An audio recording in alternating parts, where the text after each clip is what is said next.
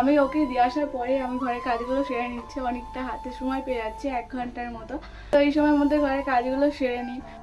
পড়তে দিয়ে আসে ও একটু কানাকাটি করে না, একটা প্লাস পয়েন্ট এটাই, তাই প্রত্যেক দিন ওকে দিয়ে আসা যায়। এই সময় ওকে দিয়ে আসছি কারণ ওর বয়সটা এখনও অল্প আছে, তবুও দিয়ে আসছি, ওর একটা অভ্যাস তৈরি হবে। ও সকাল 8:30 9টা ছাড়া ঘুম থেকে ওঠে না। এটা ও এখন ছোট রয়েছে ঠিক আছে, তো ওই সময়েই ওকে তুলি, ওকে জোর জবরদস্তি করে আগেও তুলি না। ও যতটা সময় ঘুমিয়ে নেয়, ও উঠলে ওকে খাইয়ে দিই, ভালো করে রেডি করিয়ে দিই, ওর মাইন্ডটাকে ফ্রেশ করে ওকে দিয়ে আসি। আমি ওইভাবেই বলেছি যে ওর কোনো কিন্তু সময় নির্দিষ্ট থাকবে না, মোটামুটি 9টার মধ্যে ওকে দিয়ে আসি। তো এখন যেহেতু ছোট, এই যে একটা রেগুলার তোলা ঘুম থেকে, ওকে পড়তে দিয়ে আসা, ওর মধ্যে একটা